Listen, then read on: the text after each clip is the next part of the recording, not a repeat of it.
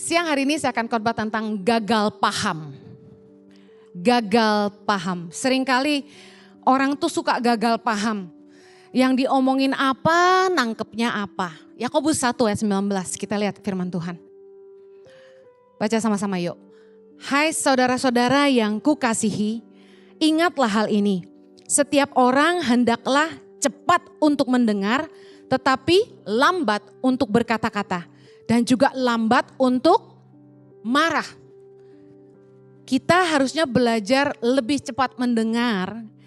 Karena itu Tuhan memberikan telinga kita 2 dan mulut kita 1. Yang setuju katakan amin. Katakan aku harus lebih cepat mendengar. Lebih lambat berkata-kata. Lambat untuk marah. Ada orang marah duluan padahal salah tangkap. Ya kan? Banyakan orang tuh lebih cepat ngomong daripada dengerin. Apa arti kata lebih cepat mendengar?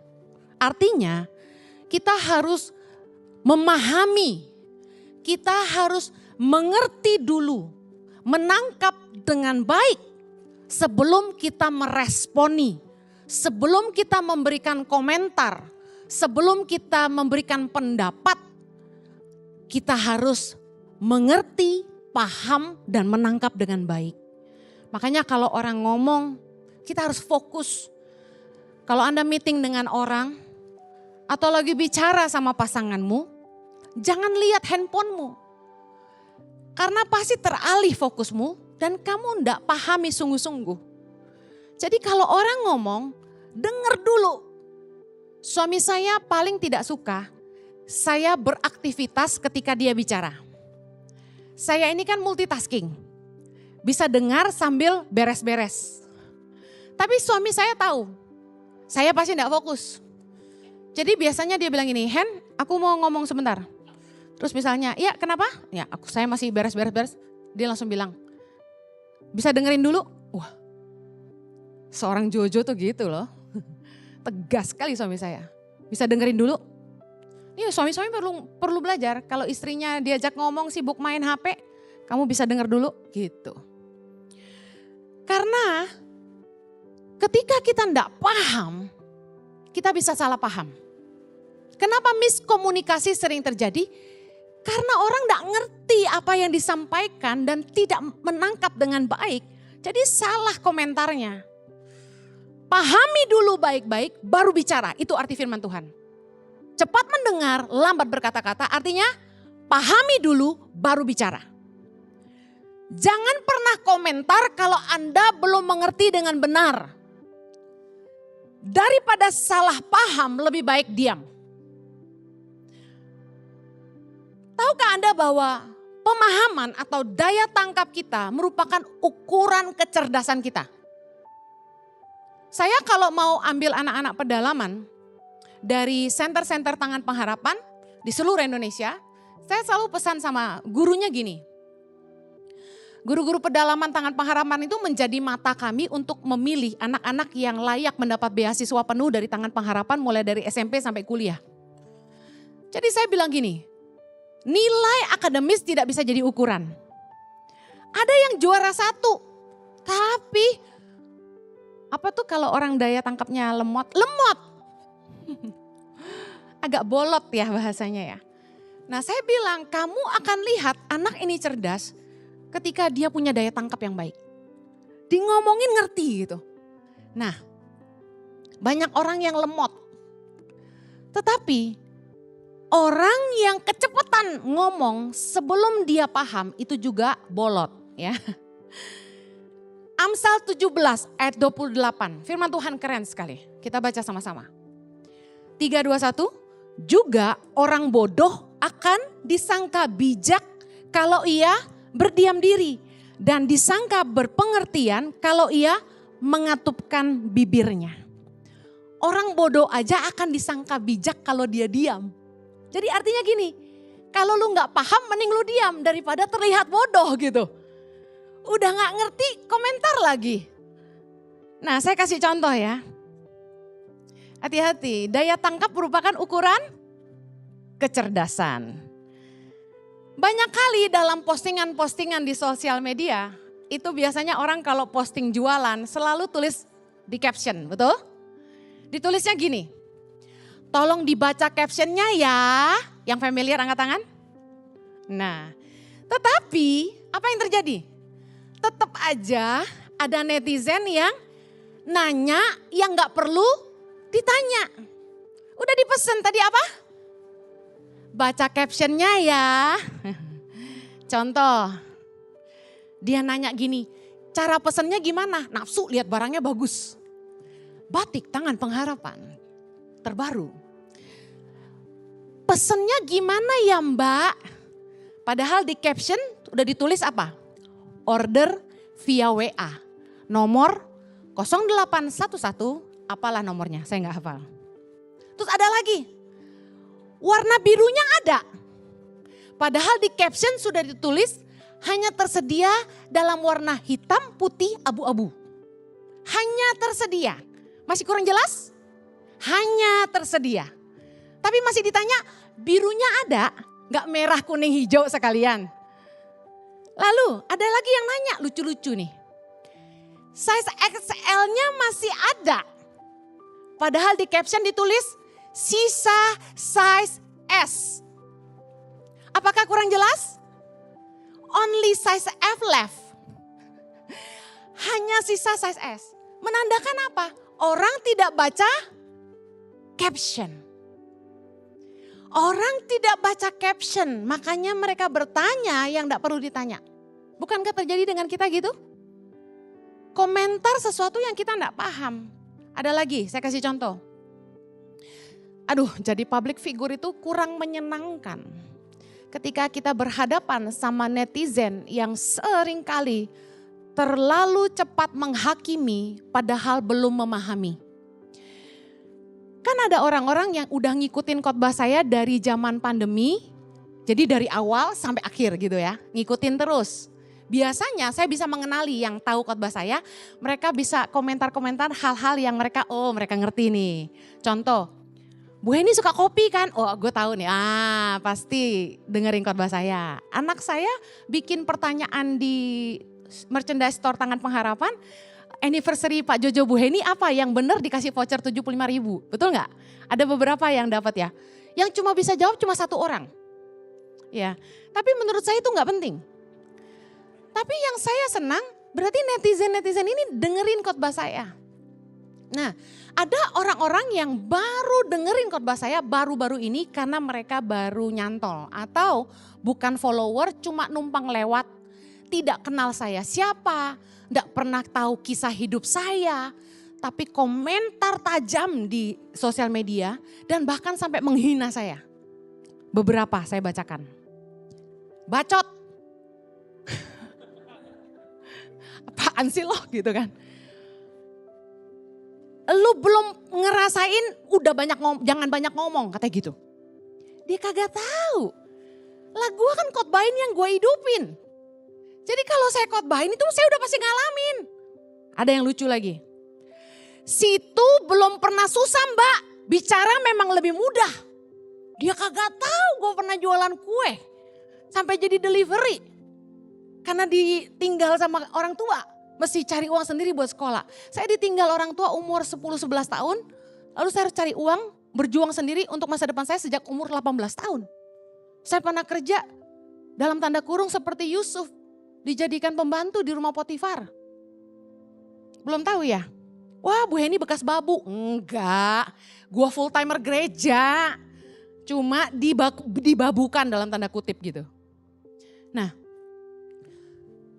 udah ketahuan nih orang-orang yang sebenarnya tidak memahami khotbah saya dan tidak mengenal saya. Tapi main bacot aja.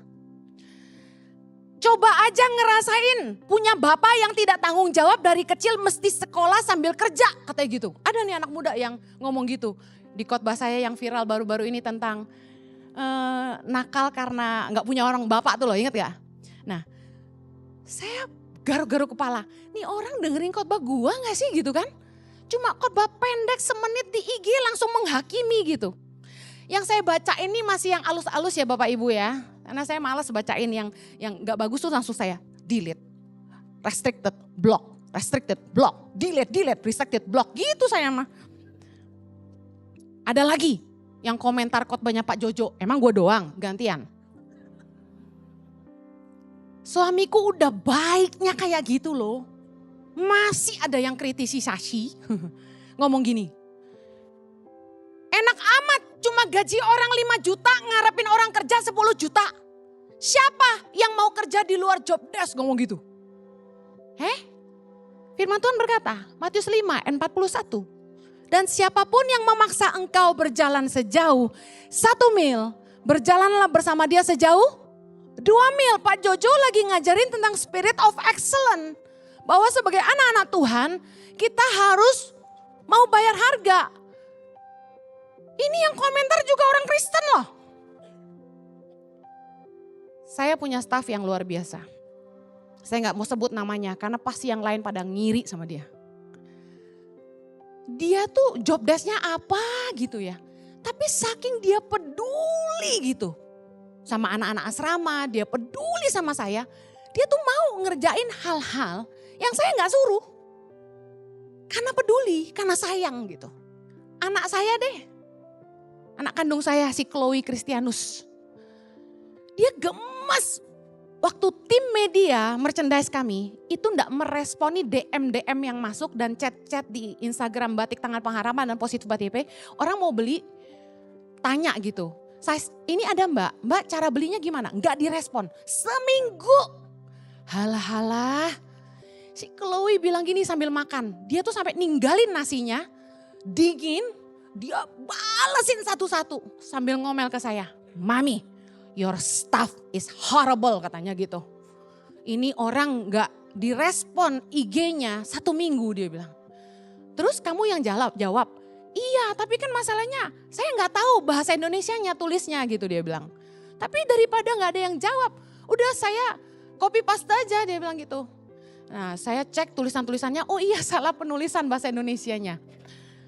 Tapi dia punya hati mengerjakan sesuatu yang bukan kerjaan dia karena dia peduli. Bisa paham? Orang kerja itu kan gak harus selalu karena gaji toh. Nah, ketika orang-orang ini komentar jelek tentang khotbah saya dan khotbah Pak Jojo. Saya lihat kelakuannya gini, ini kan rata-rata orang Kristen nih. Kalau yang non-Kristen yang komentar mah udah jangan dianggap lah. Udah gagal paham malah menerkam gitu. Yang salah paham dia marahnya sama kita. Oke saya ulangi, kalau nggak paham lebih baik diam. Katakan kanan kirimu, kalau nggak paham lebih baik diam. Kak Heni belum pernah ngerasain kan nggak punya bapak digituin. Apa kabar sih kamu baru kenal sama saya? Perkenalkan nama saya Heni Christianus, saya ditinggal orang tua dari umur 10 tahun. Dan bapak saya gak tanggung jawab sama hidup saya sampai hari ini. Kamu sudah tahu sekarang? Terima kasih. Masa saya perlu kenalan tiap kali? Masa tiap kali ada orang yang komentar jelek saya mesti jelasin satu-satu keadaan saya? Kan lucu. Tapi satu hal yang saya pelajari. Orang seringkali berkomentar jahat terhadap orang lain. Bahkan merendahkan orang lain. Tanpa mau ngerti keadaan orang itu. Bukankah hidup kita begitu? Udah kita gak paham keadaan orang, tapi kita suka komentarin orang. Kemana tuh suaminya tuh? Kesian banget sih tuh, anak gak punya bapak. Banyak komentar-komentar orang. Saya kasih tahu, Amsal 11 ayat 12 berkata, siapa menghina sesamanya tidak berakal budi. Tetapi orang yang pandai berdiam diri.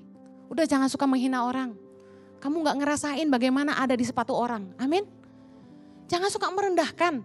Ada orang yang bercerai. Udah orang Kristen tuh paling suka menghakimi. Tuh kan cerai dia. Ada yang komentarnya jahat-jahat lah. Bahasanya saya males ngomong di mimbar. Maksud saya gini. Yuk jangan cepat menghakimi gitu. Kita gak ngerti keadaan orang itu kan. Kalau Anda jadi dia mungkin Anda juga cerai. Sesederhana itu ya gak sih? Daripada ikut bicara tapi salah, lebih baik kita diam saja. Ada lagi yang penting. Jangan pernah mengatakan sesuatu yang tidak Anda ketahui kebenarannya. Jangan pernah ngomong sesuatu yang kamu tidak tahu kebenarannya. Jangan suka nambah-nambah. Kata firman Tuhan itu dusta. Jangan suka nambah omongan. Orang tuh suka promosi sampai hiperbola lalu bohong gitu. Saya kasih tahu ya, ada hukumnya misleading customer. Anda jangan sampai bohongin customer, betul? Bilang obat ini bisa menyembuhkan kanker padahal enggak, demi jualan. Sampo ini bisa menumbuhkan rambut. Hati-hati loh. Lah yang jualan aja botak kok jualan sampo. Jangan. Saya udah pernah khotbah waktu itu, saya gak akan pernah jual obat diet karena kenyataannya saya gendut terus. Nah sekarang saya udah kurus, udah bisa jualan obat diet. Terima kasih buat Dermaster yang sudah menolong saya. Jangan pernah mengatakan sesuatu yang kamu gak yakin kebenarannya. Ingat baik pesan ini.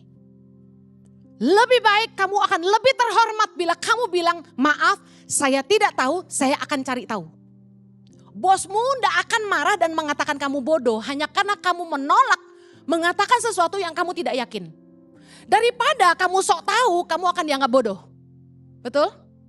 Saya pernah tegur keras staf saya karena dia menyampaikan sesuatu yang saya tahu kebenarannya tapi dia sampaikan dengan salah. Saya bilang ini, jangan pernah ngomong yang kamu gak tahu. Matius 5 ayat 37, Yesus berkata, jika ya hendaklah kamu katakan, jika tidak, hendaklah kamu katakan. Baca sama-sama. Apa yang lebih daripada itu berasal dari si jahat. Kalau ngomong jangan suka nambahin. Ceritakan apapun, apa adanya. Sesuai kebenarannya.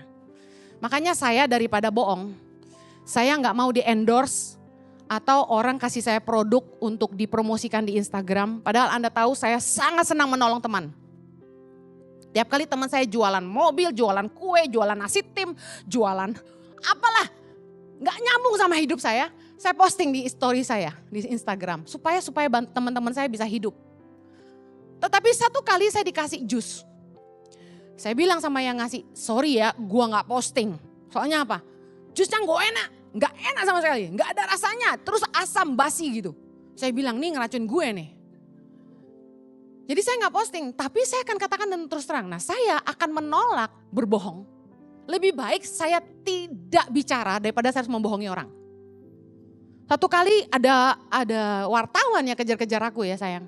Mau interview ya tentang tempat apa gitu ya, saya lupa. Satu kali itu orang itu mau interview saya. Sedangkan saya gak suka sama tempatnya kalau gak salah ya. Karena benar-benar gak bagus pelayanannya dan sebagainya. Dia bilang, Bu Heni, saya mau interview Ibu untuk memberikan kesan tentang tempat ini gitu. Anggap lagi tempat ya, saya lupa soalnya exactly-nya apa. Saya tolak. Saya bilang suami saya aja karena suami saya baik hati. Bukan berbohong, tapi suami saya lebih baik dari saya. Silakan interview Pak Yohanes. Enggak, saya maunya Bu Heni karena Bu Heni lebih viral. Saya bilang, Anda mau rugi enggak? Kalau Anda siap rugi saya interview. Karena saya akan ngomong apa adanya, saya bilang. Pernyataan yang keluar dari mulut Anda menunjukkan kecerdasan Anda dan satu lagi kemurnian hati Anda. Karena firman Tuhan berkata dalam Lukas 6 ayat 45, orang yang baik mengeluarkan barang yang baik dari perbendaharanya yang baik.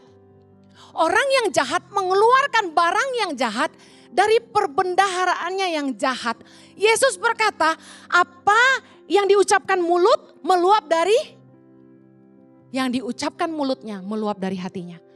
Jadi kalau Anda ngomong hati-hati, orang bisa menilai siapa kamu dari omonganmu. Kalau kamu orang baik, hatimu baik, pasti perkataanmu baik. Amin. Kamu pasti tidak suka jelek-jelekin orang. Kamu pasti tidak sedang menjatuhkan orang. Kalau hatimu baik, kamu tidak suka mencelakakan orang lain. Kamu lebih baik, kamu yang rugi daripada kamu ngorbanin orang lain. Kalau hatimu baik. Orang jahat sama kamu sekalipun, kamu akan tetap mengampuni mereka. Kamu akan tetap baik sama mereka kalau hatimu baik. Yesus gak pernah bohong, saya yakin. Yesus yang ngomong, kalau perbendaharaan yang keluar dari hidup kita ini baik, berarti hati kita baik. Jadi hati-hati Anda komentar apapun. Karena dari situ orang bisa menangkap tingkat kecerdasanmu dan kemurnian hatimu. Jangan suka sembarangan kemerucut bahasa orang Jawa. Orang yang jahat selalu mikirin perkara-perkara yang jahat, kata firman Tuhan. Matius 9 ayat 4. Yesus bilang begini, mengapa kamu memikirkan hal-hal yang jahat di dalam hatimu? Lucu ya firman Tuhan ya, kita berpikir itu di otak ya, betul gak? Di kepala. Tapi Yesus berkata, mengapa kamu memikirkan hal-hal yang jahat di dalam hatimu? Wow. Orang yang hati atau pikirannya kotor, jahat, pasti menanggapi apapun tuh jadi negatif. Contoh, selalu berpikiran kotor. Ada orang-orang yang punya kecenderungan ngomong jorok terus. Lagi bahas apa nih, bercandanya jorok terus. Familiar? Relate? Orang-orang yang demikian selalu punya tendensi ke pornografi. Otaknya udah kotor. Suka nonton film porno. Oh, hati-hati. Filtermu kotor, apapun yang keluar kotor. Yang kedua, selalu berasumsi negatif atau berprasangka buruk terhadap orang lain. Kenapa? Trauma mungkin. Jadi hatinya udah pernah terluka. Biasanya orang yang pernah dilukai lalu menyimpan sakit hati, itu tuh kalau sama orang tuh jadi negatif terus bawaannya. Betul? Selalu ngomongnya negatif. Oh, jangan-jangan dia mau nipu saya tuh. Oh, jangan-jangan dia nih ada maksud terselubung. Wah, pasti punya niat bulus. Wah, pasti gak tulus. Selalu negatif. Kemudian, selalu menangkap perkataan atau tulisan orang dengan respon yang salah. Contoh, saya heran di Instagram itu, saya nulis tuh baik-baik gitu loh. Saya hindari di Instagram itu curcol. Saya lebih senang membangkitkan semangat orang. Sekalipun keadaan saya lagi tidak baik-baik. Anda lihat saya kelihatannya seger-seger aja, baik-baik aja ya. Saya tuh lagi stres banget, bagi banyak masalah banget gitu. Tapi saya berusaha gini, apapun yang saya lepaskan harus yang baik. Jadi ketika saya mau menulis di sosial media, saya enggak mau curcol. Kenapa hidup sengsara? Titik, titik, titik. Atau tulis kayak kebanyakan orang di Facebook. Kelabu, titik, titik, titik. Hatiku sakit, titik, titik, titik. Kenapa sih? Kenapa enggak bangkitin semangatmu dan bangkitkan semangat orang lain? Amen. Jangan selalu negatif. Saya nulis apa gitu di Instagram. Tapi dia bisa nangkapnya salah. Coba, apa ya? Aku tuh saking gini loh, yang sampah tuh gak pernah tak ingat gitu loh. Jadi kalau mau ngasih-ngasih contoh yang jelek tuh kayak gak keinget gitu. Baca sendirilah. Lagi nulis apa orang bisa ngomongnya yang gak baik gitu loh. Sampai kadang-kadang tuh geleng-geleng. Kalau kamu di depan saya jewer kamu. Kenapa sih nangkepnya selalu jelek? Dikasih roti loh bisa lihatnya batu gitu. Orang kalau filternya tuh kotor, hatinya tuh gak bersih. Apapun yang ditangkap jadi kotor. Coba Anda punya saringan yang kotor. Anda mau nyaring air, kayak kotor semua lah. Ada orang yang suka baper, tersinggungan. Itu bisik-bisik kenapa? Ngomongin saya ya? Wah gitu. Kaget ya. Itu kenapa tuh? Mandangnya dengan sinis ke saya tadi. Nggak senang sama saya, gitu pasti. Pernah merasa gitu? Tadi dia tuh ketemu saya ya, nggak senyum loh. Wah, pasti ada sesuatu di hatinya sama saya. Gitu. Orang tuh kalau baper ya, apapun direka-reka, asumsinya jelek. Jangan gitulah. Ingat kalau saringanmu kotor, penerimaanmu kotor. Amsal 4 ayat 23 berkata, jagalah hatimu dengan segala kewaspadaan karena dari situlah terpancar kehidupan. Kualitas hidupmu ditentukan dari hatimu. Kalau hatimu bersih, hidupmu bersih. Sampai-sampai itu ada istilah gini, kebaikan bukan kebodohan saya tulis. Kenapa? Karena orang baik suka dibodohi. Kenapa atau enggak orang baik suka dimanfaatkan? Karena saking kita tuh tulus, kita tuh gak mikir apa-apa, lalu kita dimanfaatkan orang. Kadang-kadang saya nih merasa saya bodoh. Tahu kenapa? Kalau udah kasihan aja, udah deh tolong. Cepet bener gitu nolong orang. Kadang-kadang sampai rugi pun udah gak mikir gitu. Saya tahu nih, saya tuh kan punya kayak guts tuh apa bahasa Indonesianya? Feeling instinct. Saya bisa tahu kayaknya orang ini cuma manfaatin saya. Tapi karena kalau udah lihat anak-anak, saya udah kasihan gitu. Kalau udah lihat wah anak-anak gak mampu, wah saya harus tolong mereka. Udah merem lah, oke kerjasama. Tapi ujung-ujungnya saya tahu saya cuma dimanfaatkan. Anak-anak yang saya bantu diproyekin sama orang itu. Kadang-kadang orang Kristen juga gak tulus gitu, ngeselin. Gak semua. Gak semua orang Kristen. Orang kalau hatinya tidak benar suka salah radar.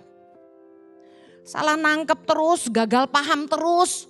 Orang maksudnya apa, nangkepnya apa. Mertua gak bermaksud menyakiti, dia yang bilang menyakiti.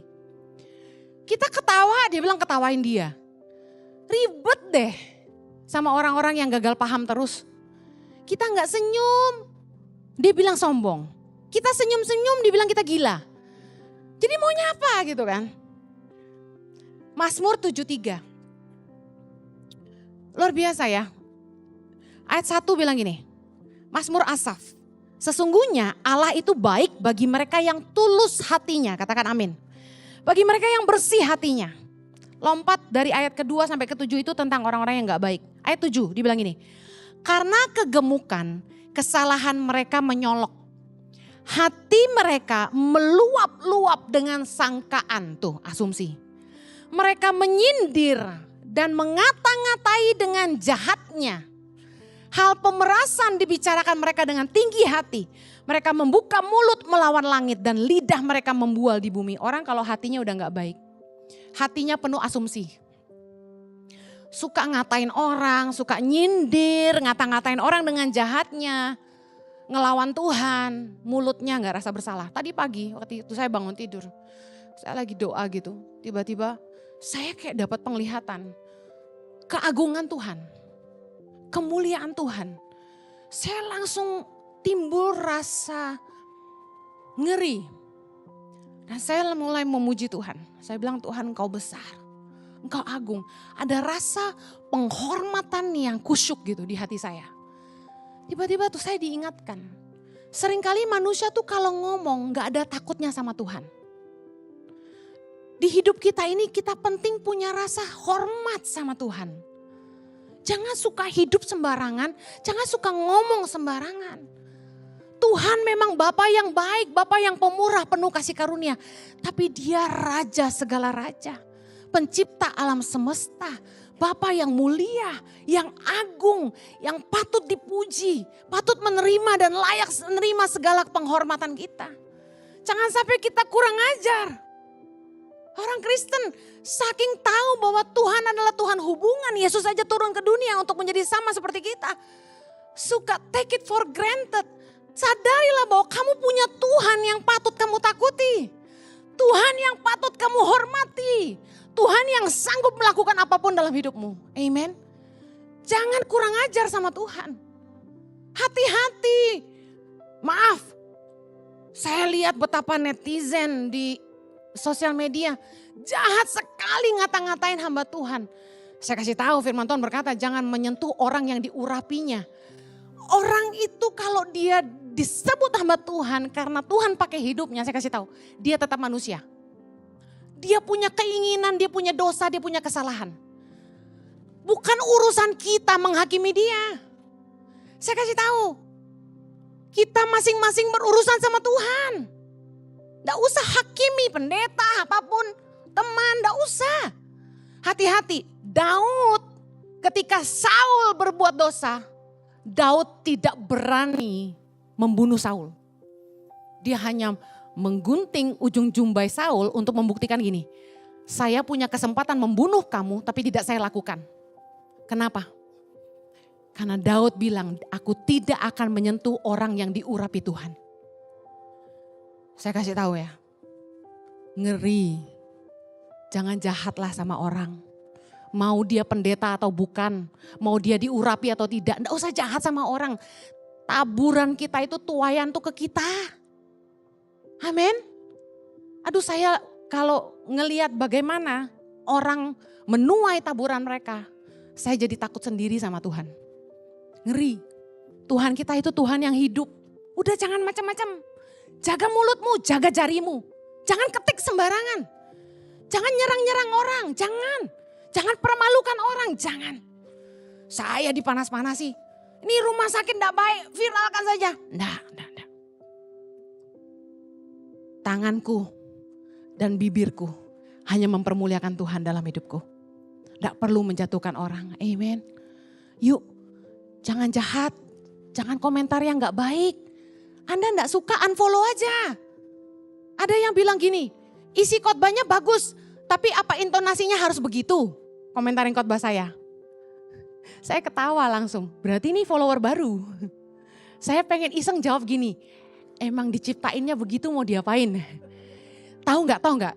Mau dengar pengakuan jujur Henny Kristianus nggak? Aku tuh sebel dengerin suaraku khotbah, tahu nggak? Benar, ini setulus-tulusnya, setulus cintaku pada Jojo. Saya tuh kesal dengerin khotbah saya. Apalagi yang nada tinggi. Yang saya heran itu ya, kok yang justru teriak-teriak itu yang viral? Berarti kan orang suka diteriakin. Saya tuh benci banget suara saya. Saya tanya sama suami saya, bener gak sayang? Tiap kali saya tuh gak sengaja kepencet ada orang posting khotbah saya yang saya lagi gitu. Saya langsung kacau nih, gede banget suaranya. Kecil. Saya kecilin langsung, saya mute. Tahu gak Instagram saya tuh saya mute. Jadi gak bisa keluarin suara. Saking saya kaget-kaget dengan suara sendiri. Nah, jadi saya selama khotbah nih, saya cerita ya pengalaman sejujurnya di mimbar. Saya tuh dari kursi udah berniat gini, gue harus khotbah dengan lemah lembut dan dengan bersahaja. Karena banyak yang komentar saya gak bersahaja. Bener. Jadi aku berusaha, nadaku dikunci G dan C rendah ya. Jadi aku berusaha, coba pencet G. Ya. Jangan G tinggi kamu. Saudara-saudara, saya akan memastikan sepanjang ibadah ini, saya akan khotbah dengan nada G. Naikkan ke C. Kayaknya begini lebih enak ya. Setengah mati saya nafas deh tadi. Maaf punten Bapak Ibu netizen yang terhormat. Bukan saya niat berteriak-teriak. Tapi entah kenapa itulah urapan Tuhan dalam hidup saya. Karena ketika Roh Kudus memimpin saya, ngomongnya jadi cepat. Penuh semangat. Saking greget itu ada kemarahan ilahi. Karena netizen dan jemaat yang duduk, udah Ibu Gembala teriak keras-keras masih bobo. Gitu. Masih nguap-nguap. Ada dulu yang berani duduk di depan saya, bikin patah semangat. Bentar-bentar matanya gini. Yang bener aja, gue udah galak gini lu masih bobo aja. Besok-besok gue siram pakai pesol air loh. Jadi saya cerita gurau-gurau gini, tapi itulah yang dialami ya. Tiap hari saya kalau nulis posting di Instagram membangun jemaat dengan khotbah maupun tulisan saya tuh kesel baca netizen-netizen yang gagal paham. Jadi yuk jemaat ICI jangan suka gagal paham. Jangan serang orang-orang. Pahami dulu, kenali dia tuh siapa sih, hidupnya gimana sih. Jangan sok tahu. Katakan kanan kirimu, jangan sok tahu. Yuk, saringanmu harus bersih. Supaya kamu gak gagal paham terus. Amen.